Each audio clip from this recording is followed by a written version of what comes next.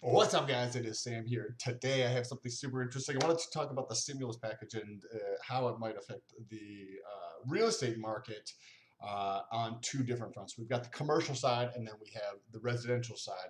And we have two different things going on because of the stimulus package and how those are going to get affected with the forgiveness or the forbearance, deferment of loan payments on the individual residential side, and then how the tax law is changing for the commercial side. And both of those things are going to have a big effect on the marketplace. So we wanted to touch on both of those. Excuse me, things. But if this is your first time here, what's good? My name is Sam, and for those of you who are returning, it is good to freaking see you. All right, let's get into it. So we're going to start on the residential side, and there is a 3-month deferment forbearance that is taking place at all the. I've got a list here of the top originators in the U.S. According to 2018, Wells Fargo, Quicken Loans, J.P. Morgan, and Bank of America, and then United Wholesale Mortgage. They originate the mortgages, and then they sell them off probably as MDOs or some type of package off to Wall Street investors. And I looked at all of their websites. Most of them are pretty clear. J.P. Morgan Chase, doesn't actually have a lot of information on their site. I poked around on that site the most trying to find information. It's very ambiguous and they don't leave a lot of information. But there tends to be three different options that our homeowners are going to have, and the you're going to be able to defer those payments for 3 months up to 6 months. But 3 months is what we're going to talk about. At the end of the 3 months, then there's three options. Most commonly, for most of these lenders that I've looked up, these are the biggest lenders in the United States on the residential side. And the first one actually is going to be that and I'm going to go these in the reverse order. So the first is going to be it's going to be added to the end of the term of the loan. So basically, it's just going to extend the loan out longer, which just means it's going to cost more money because you're going to be paying interest on it for a longer period of time. But that's what happens when you don't fucking pay your bill.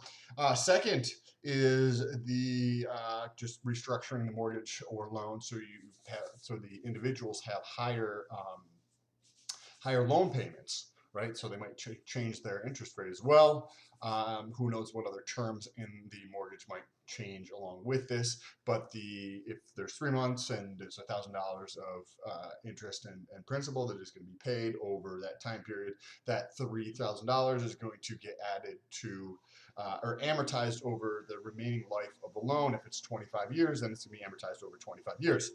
The other option that seems to be the one that is most commonly put forth when I'm looking at these sites, these companies' websites, is that they want the lump sum up front. So if you have a deferment of 3 months for that payment, and then at a fourth month you have the first 3 months plus the fourth month payment.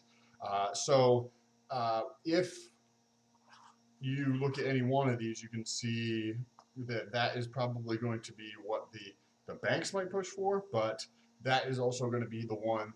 And the reason for that is because restructuring of the mortgage is going to cost money from a time and logistics standpoint, from the bank standpoint. The bank's POV, where the homeowner is not going to want to pay any of those costs. So it's going to be much more expensive from the bank's point of view. Same thing to change. There's still going to be more paperwork and bureaucratic bullshit to go through to add it to the end of the loan, which is going to cost money. But if it's just deferred and then somebody makes the lump sum payment of 4 months, right? The 3 months that were deferred and then the fourth month, that's going to be the least costly to the bank to go through that process. And if you go through and you think about the person who puts themselves in a spot where they're living paycheck to paycheck, which is more than 50% of the population in the United States, do you seriously think that somebody who is going to put themselves in a spot where they're living paycheck to paycheck and they're not able to make their mortgage payment because the pandemic that is taking place and all this chaos around the country and the world right now, and they don't have the money to pay their rent this month, is there it's probably above zero, but there's a very low probability that any of the individuals will be able to make the entire payment of those 4 months at the end of there. So it is going to be interesting to see how this goes out. That and even just having the higher payment. Having a higher payment on a monthly basis is going to cause more people distress if you're living on a paycheck to paycheck basis. And a lot of the people who are probably going into sign up for these programs didn't we're not necessarily in the strongest financial position to start with. So if you're going into this because you can't make a $1,200 payment or a $1,500 payment on a house, uh, when something bad happens, financially speaking, there's a high probability that person is definitely not going to be able to pay a lump sum payment in 4 months. And even if it's restructured so that the payment goes up, that's probably going to cause future issues down the road, whether it be with that individual or just with the consumers spending less money in the economy. Because if they want to be responsible and pay their bills, they are not going to be spending that money elsewhere because their payment just went up. Although $3,000 on a 25-year amortization period is going to be a fucking tiny little amount, but it is going to increase. And I know when I used to work in financial services, there was plenty of people that I would see every day or every week who barely had money to do anything, whether it was a $150 fix to their vehicle or something else. So that could be in a dangerous spot. How will this affect the financial markets? Well, or the real estate markets on the residential side. When all this takes place, you have two things. The sellers and the buyers kind of they pull back. So the sellers don't want to come to market because they think they're not going to get what they want in terms of their asking price. Buyers, on the other hand, or investors are going to pull back because they're not going to want to pay the higher price, and there's so much uncertainty if the market's going to drop. So there's a lot of the market in terms of demand and supply that just evaporates. Now, if you think back to basic economics, when the market, as this fear and chaos and panic in the market subsides, and we have people returning to the market, it can go in one of three ways in terms of the investors or buyers, right? A buyer of real estate can come back at a faster rate than the sellers of property, and then that drives the price one way. If buyers come back at a higher rate than if sellers come back at a faster rate to the market than the buyers, then it drives the price a different way, or some combination of both of those happening simultaneously. And I see that potentially taking place depending on what the ripple effect is throughout the rest of the economy as this takes place. So this is going to be super interesting to watch as these buyers and sellers come back into the marketplace and the fear and chaos and panic goes away and subsides. We're going to have a very, very interesting time in the real estate market, because you also have this with the people who are not able to make their payments, right? So you have people who are not able to make their payments, and there's going to be people who take this program who are not able to do anything, and that's going to get pushed back for another 3 months, because I think there's a possibility to go up to 6 months. So at the 6 month mark, so throughout the rest of the next 12 months, essentially, and 18 months, we're going to see these small little ripple effects of this going through the residential market as all of these little pieces start to come back into play. And it's going to be super interesting to watch what direction it's going to go or how it's going to affect prices. Who the fuck knows? We can't necessarily know how that's going to be affected. If buyers come back faster, then prices could rise, right? If sellers come back more quickly or more rapidly because now there's an issue like they were like, oh shit, I don't want to be in that financial position anymore. And there's an awakening across America in terms of living paycheck to paycheck, people actually getting their fucking finances together finally. Then maybe there's an increase in sellers coming to the market. And if the increase in sellers coming to the market is greater than how many buyers are coming to the market, there's going to be a decrease in the prices in residential real estate, which could be very interesting too. How all of this translates into the rental market and rental prices is going to be very interesting. If you look back at the historical rental rates, have not traditionally come down. Even during 2008, rental rates on average did not come down. They almost like flatlined for a little bit with just very, very marginal, if any, increases in rents. And then they started to increase again. But that could be the next area where something has to take place, because if there's a big increase and a sustained increase in the rental rates across America, that could create some other type of bubble type effect. Now, getting into the commercial side of things, in the stimulus package, there's something, I don't remember what section it's under, but it relates to capitalization of expenses. If you're not aware about how the capitalization of expenses works in terms of depreciation on commercial real estate, most of the time it's about 39 years, or the useful life of whatever it is, if you can segregate that out potentially. So, for an example, if you were to say put new landscaping across an entire complex, and that's 70 grand, and the useful life of that landscaping you did is 10 years, then you could depreciate $10,000 per year.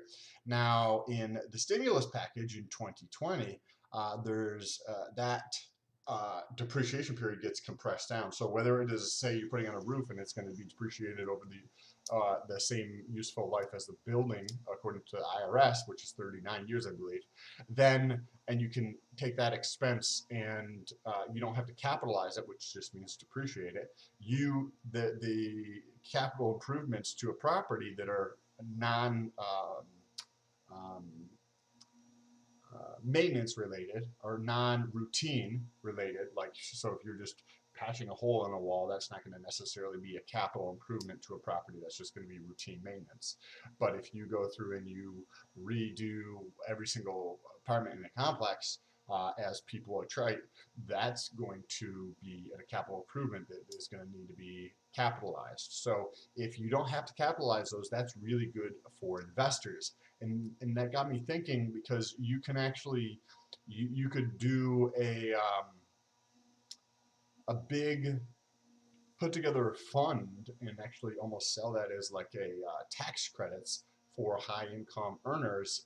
If you find a property with a lot of capital improvements needed, first of all, let's get into really briefly why something like this might actually be in place, because some people might think, well, that's just another tax break for the rich people. Yes, well, the rich people are the ones who have fucking money to spend. So once you start spending money and you can do the same thing, then you'll understand why. But if you have capital to spend, the government wants you to spend that capital. So how do they get you to spend that capital? By giving you an incentive. So if you can do that $70,000 on the landscaping and you can take that expense in year one, you can also carry that back 5 years. So that just allows you to amend your past 5 years, I believe it is, worth of tax returns. So if you did pay taxes in any of the last 5 years, you can amend those and get those taxes back, so that you have more money to invest in the property. Now, what would that do? If you go through and you invest in $70,000 worth of landscaping, that means you're going to be hiring a landscaping company or two, or maybe a design firm and then a landscaping firm, or a sprinkler firm and then a landscaping firm.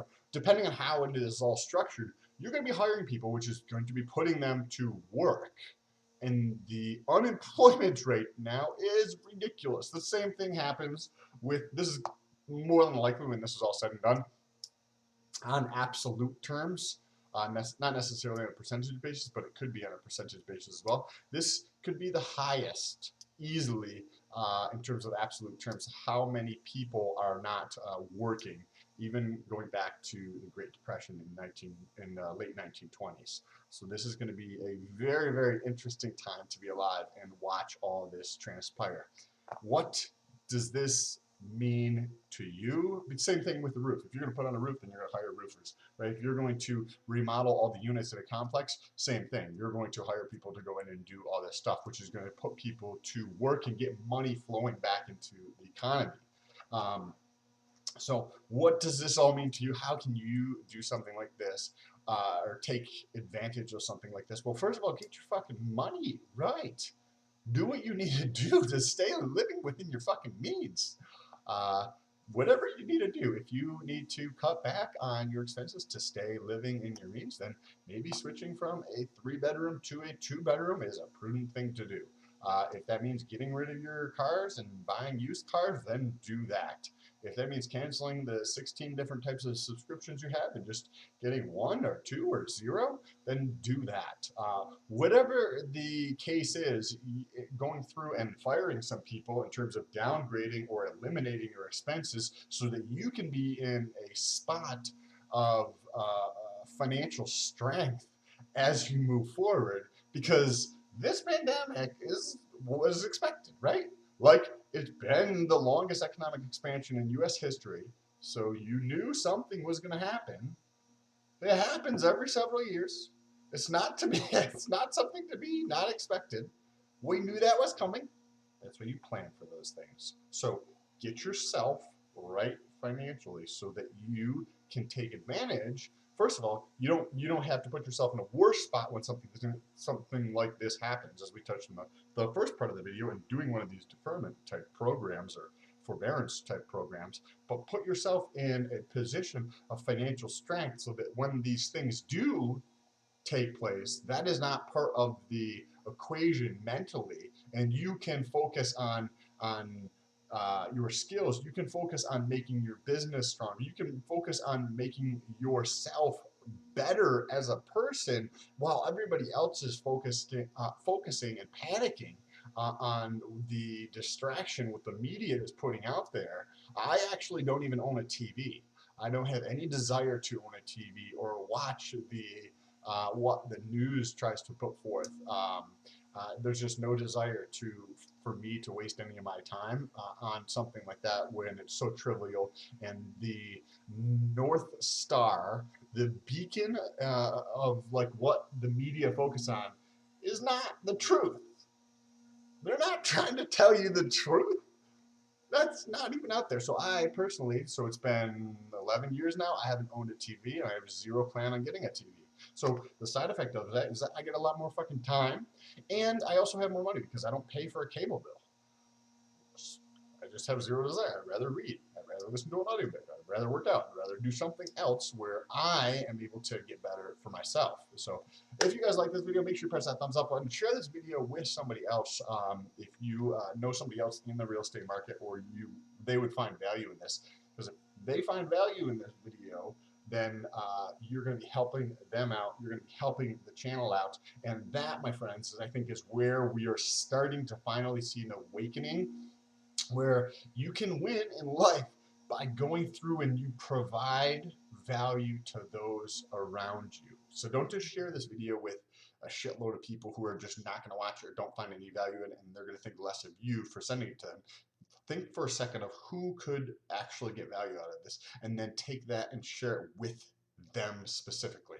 Because if they can get some type of value out of it and take action because of that on their own life, whether it's mentally or financially or whatever steps that they need to take, everybody has their own steps that they have to follow, then it's going to be providing value to them. It also helps the channel out, and I would appreciate it if you found any value in this video. Thank you for your time. Peace.